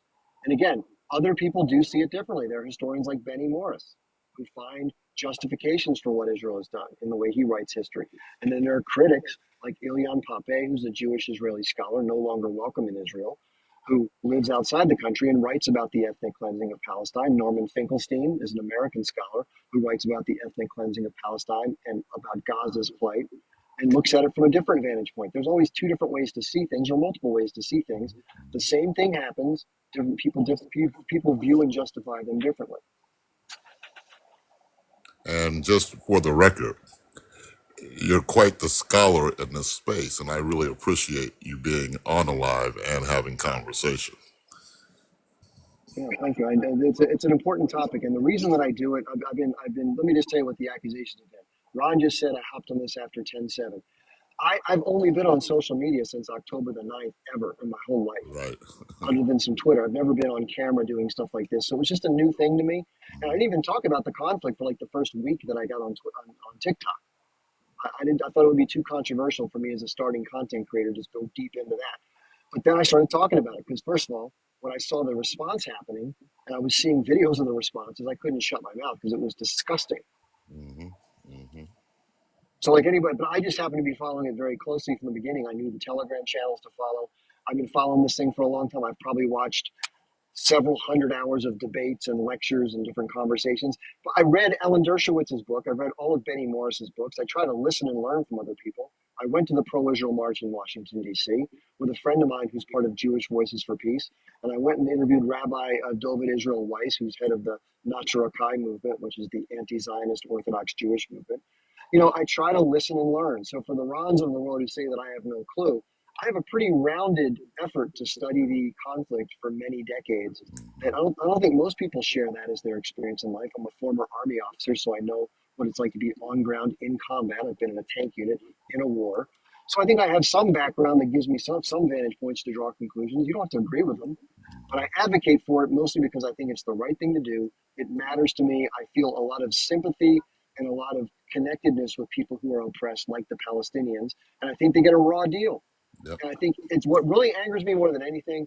I would like to see there be a two-state solution with Israel protected, even though it's not my point to say that, but that's how I would like to see it done. And let the Palestinians have a separate place to live and they can be free and autonomous. And then hopefully there can be some modicum of peace among them. I don't know what would happen if it did. We've never had the chance to see if it would happen. But the sheer brutality with which the Israelis have chosen to manage the situation from their vantage point is what angers me the most. I guess the thing that I'm hoping for from the brutality, as you say, that is occurring over there is for the world to truly wake up and simply see it for what it is. I'm not sure that'll change anything. But I used to ask my children a simple question as I was raising them. Do you know where you're at? Was my question to them. And I never expected them to give me an answer. It was the question. So that they would at least take a look around and see, as opposed to just kind of bopping along and with their eyes closed and their heads looking at their toes. The basic problem I see here is that we are going to see continued catastrophe, not just in Gaza, but more. And I'm not sure that there is anything that anyone can do about it. Well, in terms of conflict, it's way broader than just this. There are lots of tensions between different groups geopolitically, economically. The U.S. is in late stage empire, as I mentioned earlier, late stage capitalism. Its ship is moving in the wrong direction in terms of trajectory. The Chinese are on a huge ascent. There's lots of resources and different things in Africa that are being contended.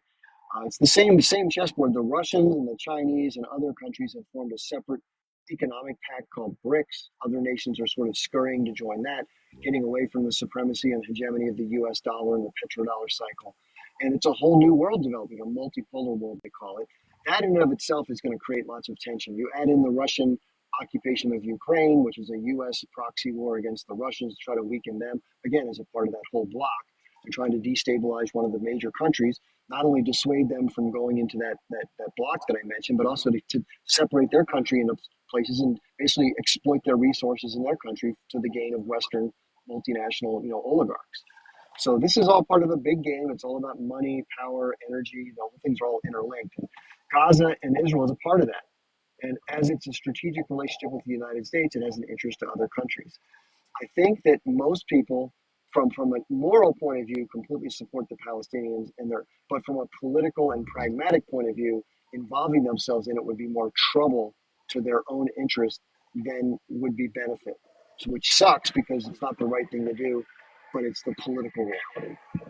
And as you mentioned, I mean, this sort of switch of empires, this notion of BRICS versus all of that is going to cause such convulsions that Israel is going to find itself right smack in the middle of it. And my fear is that they will be yet the stronger, yet the victor, because Israel remains, at least the piece of territory remains, a key strategic part of the world.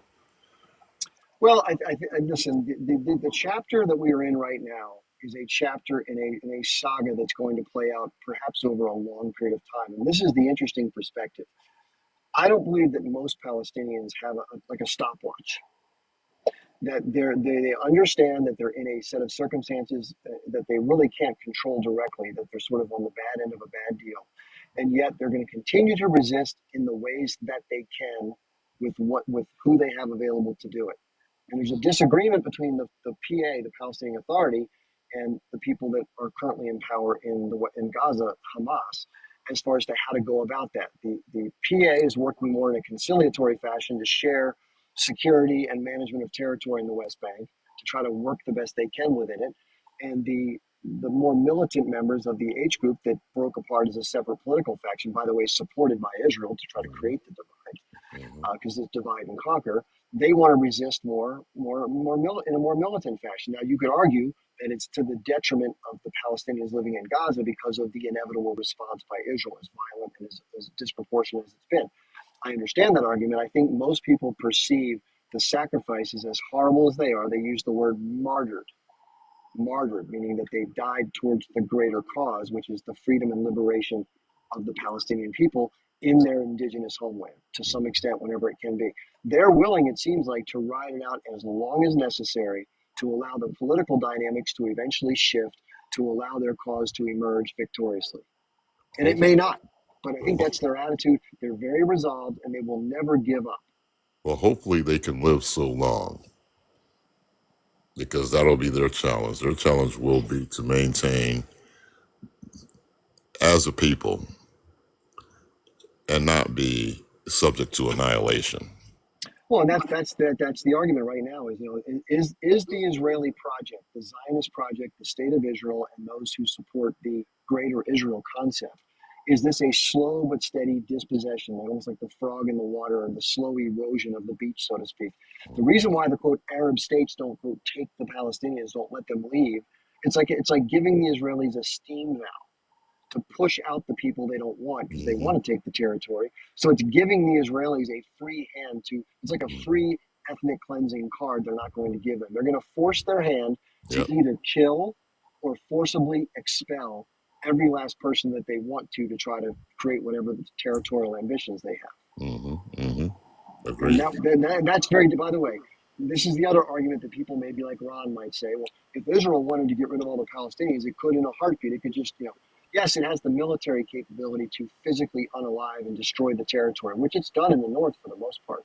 But there are political consequences and realities. If Israel took an approach which was along the lines of what I just described, it would not be allowed by these other nations that have been tentative to get involved. They would get involved because that kind of behavior is not acceptable. What we're seeing right now isn't acceptable, but the political dynamics keep those from intervening because it's more harmful than beneficial to their self-interests. But at that point, there would be a coalition of countries that would go in and stop Israel if they were doing that. Thank you so much, Chip. I'm gonna drop down and let somebody else come to the window. Okay. Thanks Nice a lot. having you. Okay, You're welcome. bye. Nice talking with you. So yeah, you can have a polite and friendly conversation. You can feel not so pleasant comments from people and not be rude back. It's uh, it's not a bad way to do things. Now, Ron does have enough followers to come up. Ron, I would invite you to come up and share your point of view, and I'll give you ample time to explain what clues I don't have access to, to use your language. Because as I like to say, Ron, I like to learn, and so if I don't have something right, let's get it right. I've talked at length, and I've probably spent, God, maybe 50 hours of my time. And this is about October 7th specifically, and I don't want to come across as insensitive. But I've had many conversations with people about 10/7, and we hear the repeating of these claims of babies being. Mike Johnson just said this: babies being put in ovens and burned alive. We've heard of women being raped and mutilated, and all this other stuff like that. That all these, babies having parts of their body removed. All this egregious, horrible, just barbaric stuff, for which there's been no direct evidence provided. People always talk about the GoPro footage. It doesn't show those things. And there's a reason why it doesn't show those things, because those things weren't documented by the GoPro cameras because they didn't happen. Now, that's on the GoPro cameras. Nobody can say for sure, because I wasn't there that day, what actually happened. But people who claim that it's on the footage, and then they send you that footage, which people have sent me hundreds of links to this footage and saying, look at it, I'm looking at every single video, not without one exception, and none of that footage contains that type of thing happening. Not that it makes the unaliving of any civilian acceptable. It's horrific when you take the life of a civilian who's not a direct military combatant. So I condemn that, just as I condemn the Israelis dropping 2,000-pound bombs on a refugee camp that gets one militant and kills 450 Palestinians, or whatever the exact numbers are. That's equally horrendous to me, and I think that's being fair. And to say somehow that it's the H group, how does one militant force 450 people to sit in one place while a bomb drops on them? I mean, the average third grader wouldn't believe that shit. And yet that's what Israel says to its people, its supporters, that the H group forces people to stay as human shields. It's just a silly story that's used to try to justify the mass murder of a group of people for which Israel has no concern about their total disdain, total lack of regard for their lives and their well-being. Cut off food, fuel, electricity, water, medical supplies, ad nauseum, to collectively punish a whole group of people for the sins of a small group of militants. By the way, more than half of whom weren't even alive when that group was brought into power through a democratic election. And only 70% of the population voted for them at the time they were put in power, which means that probably about 65% of the entire population either didn't vote for them or weren't alive at the time they were brought to power. And therefore, you're going to punish more than about 2/3 of the population because 1/3 bought in, and only a very small fraction of that group even does anything militant. So it's completely ridiculous. It's against international standards. It's a war crime to punish everybody for the actions of a small few, and try to justify it based on all these other excuses like, well, we have to respond. What do you expect us to do if the U.S. was attacked? Blah blah blah. Israel has chosen to indiscriminately bomb. The U.S. president has said this in public. Stop the indiscriminate bombing. So he's not buying Israeli bullshit stories about targeting and legal process and all this other bullshit, because that's not what Israel's doing. They're using their asymmetric military power to destroy the landscape of North Gaza. We'll see what they're going to do, and there's also a lot of Central Gaza and Khan Yunis, and what they're going to do in the south. We're going to see what's going to happen next with Rafah. And Israel's basically breaking Gaza. They're destroying the infrastructure. They destroyed a lot of the property. They're making it an unlivable place, so that if Palestinians do remain there, they'll have nothing to come back to. All part of the immiseration and desired ethnic cleansing of the Palestinian people from their homeland, as a part of the greater Israel Zionist mentality and mindset. That's what's going on. And then they play the victim and say, how dare these people attack us? All they do is hate us. They hate all the Jews. Come on, give me a break. If you're brutalizing somebody constantly and giving them no chance for a peaceful outcome and then blaming them for fighting back, then you're against the Warsaw Ghetto Uprising. You're against the American Revolution. You're against the liberation of the people inside of South Africa. You're against all those are all resistance movements. They're movements of national liberation. You're either for it or you're against it. Just because your team is doing the oppression and trying to take shit Doesn't mean you can be intellectually consistent and morally consistent and claim that, well, in this case, it's not justified because they're my enemy. That's it.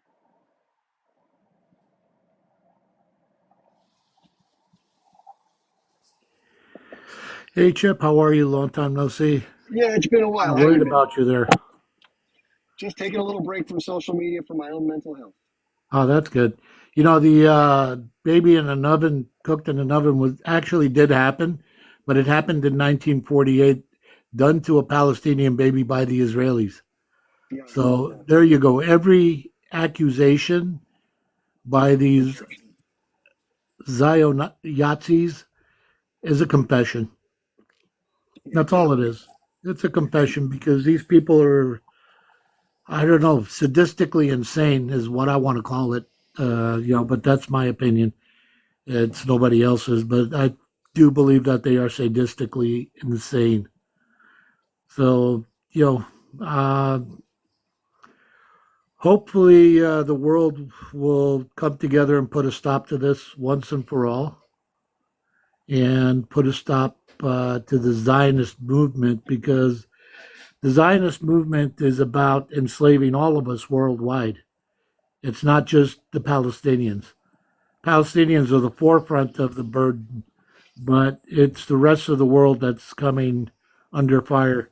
And you can actually look up an HR bill that was put into place by um, Congress back in 1991 during the George Bush Sr. administration yeah, about the seven Noahide laws, which pretty much says if you believe anything other than a certain thing, that uh, you're blasphemous and you will be put to death.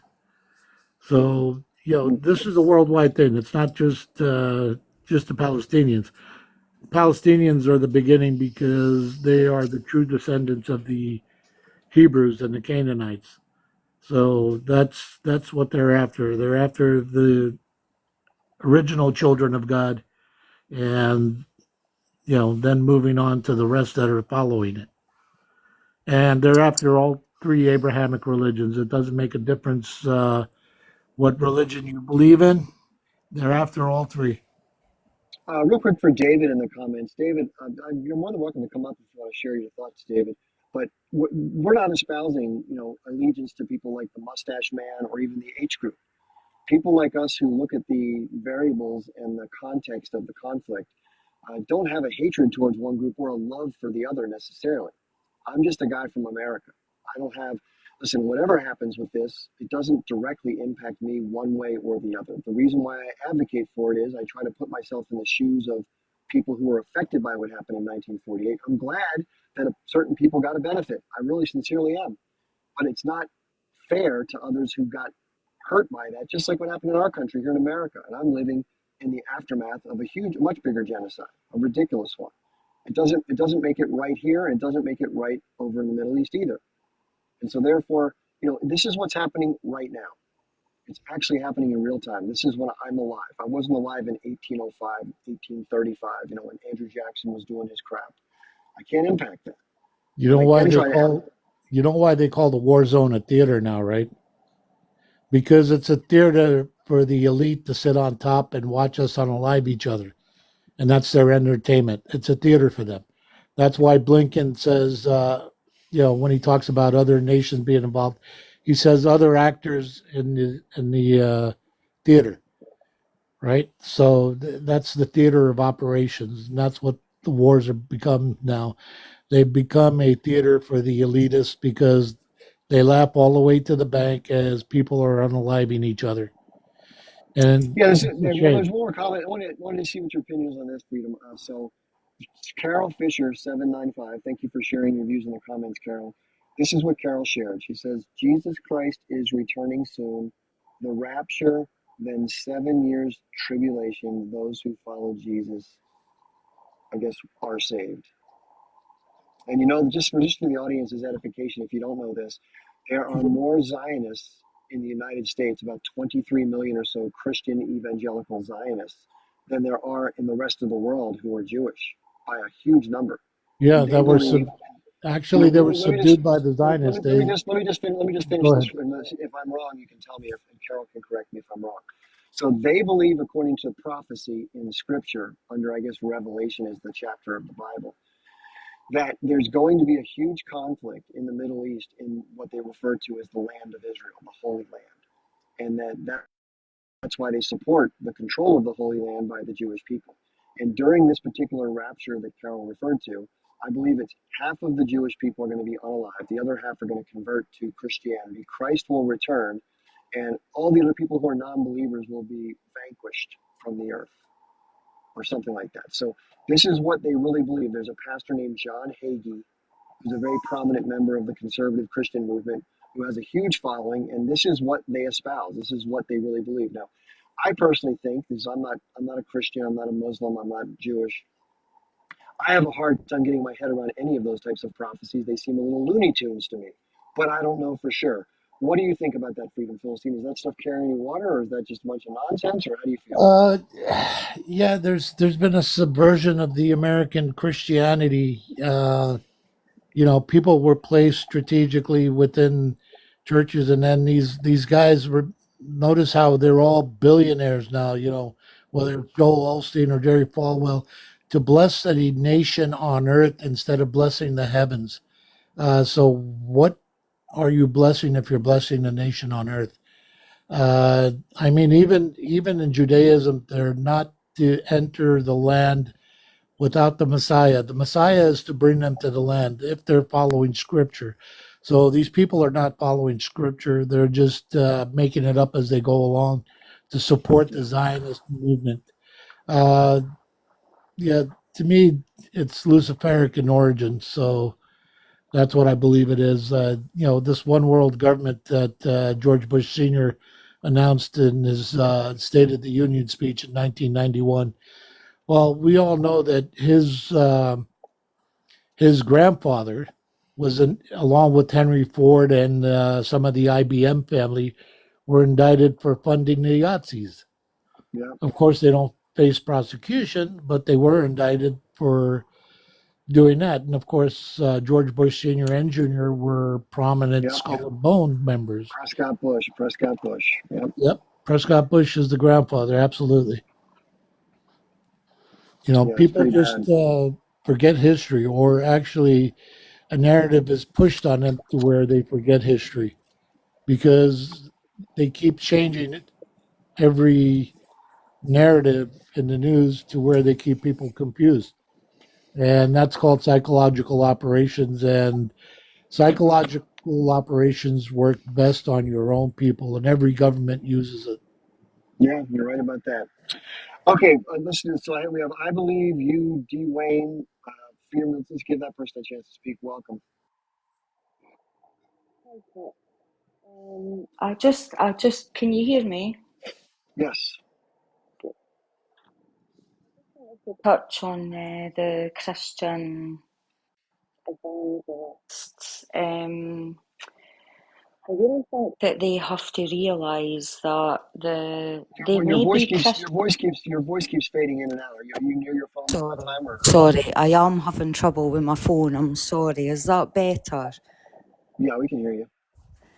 I am Scottish as well, so Okay. so as much as there are Christian Zionists, I don't think that they realise that the actual Zionists, if you like, are using them. They're completely using them. If the whole Amalek thing was to ever come to fruition, the Zionists that we associate in Israel, they will destroy these Christians just as much as the rest of us. They don't believe in Jesus, for a start. Evangelistic Christians believe in Jesus. Jews believe in God. They don't believe that Jesus was the Messiah. Right. And that alone is enough for them to be unalived. That by itself. So I watched a YouTube thing a few weeks ago, and it was a Christian movement who has a 24-hour prayer stream, and they live stream to Israel. And it's not just the fact that they're live streaming to Israel, they are actually bowing down. Their prayer, their worship is all aimed towards the Zionist movement in Israel. And I'm saying the Zionist movement in Israel, recent polls show that like 95% of Israel are completely Zionist now. We have to remember we're talking second, third generation now. We're talking kids who've gone through a complete indoctrination and a complete education system that and parents who believe the exact same stuff that Netanyahu believes. And Netanyahu is hated by his own government and, you know, air commas. But the Christians can be Zionists all they like. If the rapture comes, as far as the Zionists in Israel are concerned, the Christians are dead as well. Both religions, they don't believe in the same thing. Jews do not believe that Jesus was a Messiah. If evangelical Christians do, Jews only believe in God. And if you want to get to the true Jewish faith, true Jews don't believe that they should own any land. They are a nomadic people sent by God to spread Judaism across various continents, across the world. They're not supposed to settle. So the whole thing is ridiculous. Yeah, they're not supposed to establish a homeland until their Messiah comes. I've actually spoken at length with some scholars that have shared their interpretation of the Torah. And you got to remember, though, the Zionist movement, the founders were atheists. They didn't believe in God at Yes, all. So they yes, used the concept of Judaism to cloak themselves in the sanctity of the yes. religion and try to claim an ethno-state out of someone else's land and Because say they it's and knew. tie it to God somehow. Yeah. So when the Zionists first came up with the ideology in the late 1800s, early 1900s, they knew it would work better with a religion behind it. So they played around with various religions. They looked at Catholicism. They looked at lots of different things. They looked at Argentina at one point to settle. Yep.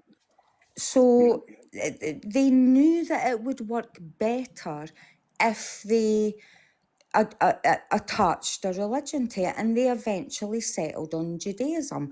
And also remember, we also have to remember, it was white Europeans that were responsible for the Holocaust, not Palestinians. They had nothing to do with it. And we also must remember 19 million people died in that Holocaust at the hands of the Nazis. 6 million of them happened to be Jewish. Those other that were left, they never got their own state. No one's advocating for them. Disabled people, black people, anyone that wasn't considered white Aryan was sent to the Holocaust. They were gassed, they were starved, they were in concentration camps, they were in prison camps, they were in working camps, just the same as the Jews. And we must also not forget, and we must also not judge, because if someone had a gun to your child's head, who are you going to choose to die? You're going to choose your neighbour. You're not going to choose your own child. And many, many Jews turned their back on their neighbours and pointed their fingers at their neighbours to save their own families. One No thing real quick, judgment. just Absolutely thing no real quick. judgment. One thing real quick, just there was someone in the comments named, sorry, just one second, I gotta find it. She said, for somebody who denies 10-7, I forget her name, Mustang Sally, I think it was. So Mustang Sally, I don't know anybody who, quote, denies the events of 10-7, much like most people I'm don't. not interested. I'm not interested in 10-7. It's got absolutely nothing to do. It's got Let me nothing to do. well, just let me finish the thought real quick. I don't mean to mute you, but I was trying to finish. I'll let you come back in. So Sally, I think that's used as a way to try to deflect from what's going on in terms of what's happening. The events that happened on 10-7 were horrific. What people don't buy on 10-7 are the more egregious claims that are absent evidence on 10-7. So yes, we can acknowledge that X number of civilians were unalived, X numbers of soldier and military police were unalived. And as horrible as a lot of that was, it's not fair to then exaggerate for the sake of creating public anger, both domestically and internationally, to support a very violent, brutal, murderous, disproportionate response by making outrageous allegations about women and children that were completely false and no evidence to back them up so far. If they did happen, I've not seen the evidence and I've searched high and far. Okay, let me let you finish, I believe. Oh, you're being way too polite there, Chip.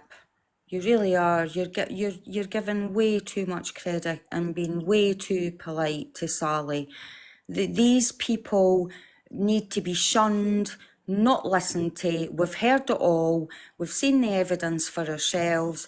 Do not gaslight us. I'm surprised that Sally hasn't set herself on fire with that massive gaslight that she's carrying around with her.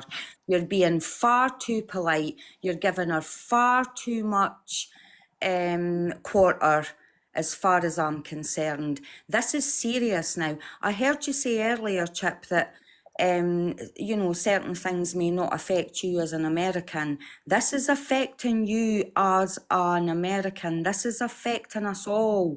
These specimens are being grown in a petri dish. They're taking sperm from dead soldiers so they can breed an absolute I don't even know. I'm not even going to say the word, Chip. I'm not going to say it. I don't want to go there. But you know what I'm talking about, Chip. The time for politeness is over. The jackboot will come to your door. Stop trying to appease these people and change their minds. Their minds are not for changing. Honestly, their minds are not for There are a lot of, you're changing. right, there are a lot of Zionists who are very I good, yeah. appreciate the discord. I appreciate the respect. I do, and I can see what you're trying to do, but you have to realise, Chip, these people are not like us. They're dark. They're bred. They're bred, Chip. Generations of them now. They're lost. There's evidence to prove it. There's something like 97% of the illegal Zionist state think that Netanyahu haven't gone far enough. You know this, Chip. You know this, Chip. Come on.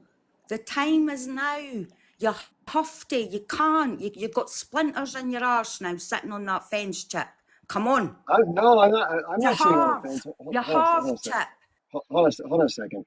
I've never sat on the fence. I've been highly critical of the Zionist movement. I'm highly critical of the behavior of the state of Israel. I believe that the people who come from the Zionist movement who support Israel are highly indoctrinated, like you said, multiple generations. I have an example from my own life to share about this. So I have a very good friend who's Jewish. I went to some different peace rallies with, one of the ones I mentioned earlier, and his children were being homeschooled by him, and they weren't getting the indoctrination of the Zionist concept.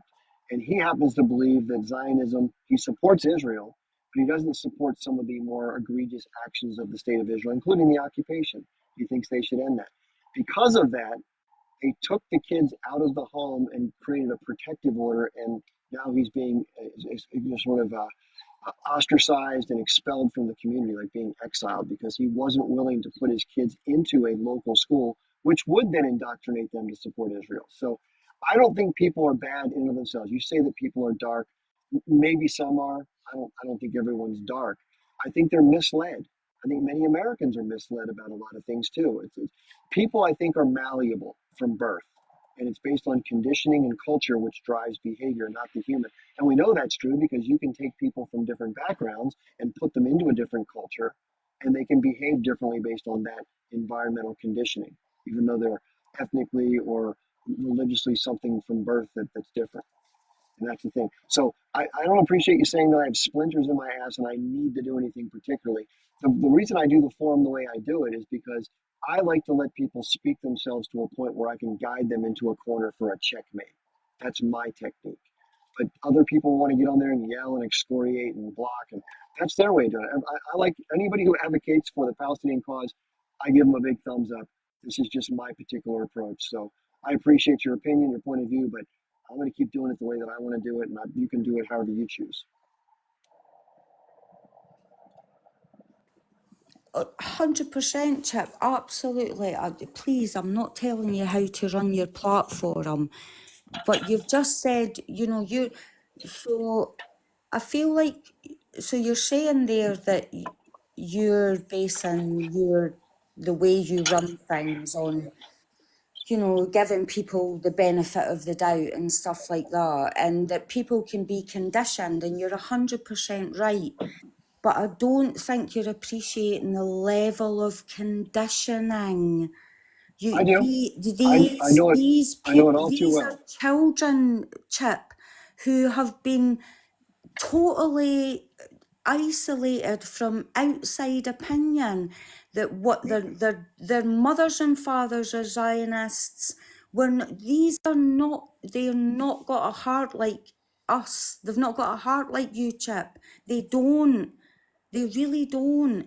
And they're raising their children without a heart. And it's years now, it's generations now. And the big fear that we should have is when Israel is no longer, and it will be no longer, because we are witnessing the end of an apartheid state here. We 100% are. This is what happened with South Africa. No empire, no colonizer rules forever. This is the end of Israel as we know it. It may exist in some form, but not how they want it. These people will not win. History tells us that. So I apologise for my splinter comment, but I feel that you're a bit naive and you need to harden your heart a wee bit. All right, I got to stop you there.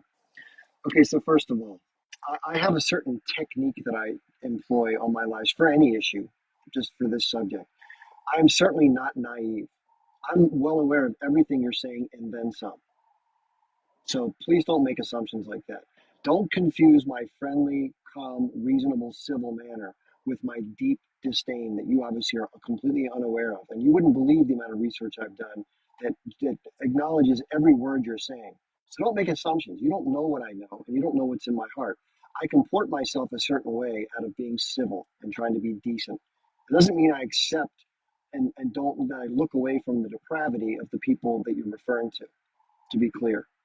And I don't like being called naive by somebody who does not know the nature of what I know just because of the way you've observed the way I've chosen to behave in the lives that I've had. I'm going to let you go with that point. I appreciate your point of view. A lot of people like what you had to say. I appreciate the content. I don't necessarily appreciate the approach because it's assumptive, and I like to ask people questions, not make assumptions about them. Okay, I think that's fair. And what I'm going to do now is, and this is not because of that interaction, because it's getting dark here and I got to grab some food and go eat. But I am going to close down for now. I may start later, but I want to say thank you to everybody for being here. I'd like to continue the conversation. For those of you in the comments who are making some hateful stuff, go away. We're trying to have legitimate conversations here, okay? I think that's what this is all about. And there are going to be some people, just so you know, and this is why I do it the way that I do it. You never know ahead of time what someone's malleability may be. I don't know. I don't make those assumptions. There may be some people that don't know enough, that when they do learn more, they turn to a position of being kind. Not everybody's going to be that way. Most probably won't. But the reason I do this is that's the whole point is why else would we sit here and just talk shit? Doesn't change a goddamn thing. The whole point of this is awareness and education, and we have to change hearts and minds as a part of the awareness and then the political movement to change the dynamics. Otherwise, what are we doing? Okay, that's my take. If you have a different way to do it, you're entitled to start alive and take whatever path you want. You can bash Zionists, you can say whatever you want. I wish you well with it. Any advocacy is good in my book. Okay, folks, this is being recorded, by the way. So if you want to hear more about it, you want to hear whatever you want to hear. It's been a good conversation tonight. It's going to be on my YouTube and my Rumble channels, which are listed in the link in my bio. Okay, I'll see y'all later. Thanks for being here. I appreciate it.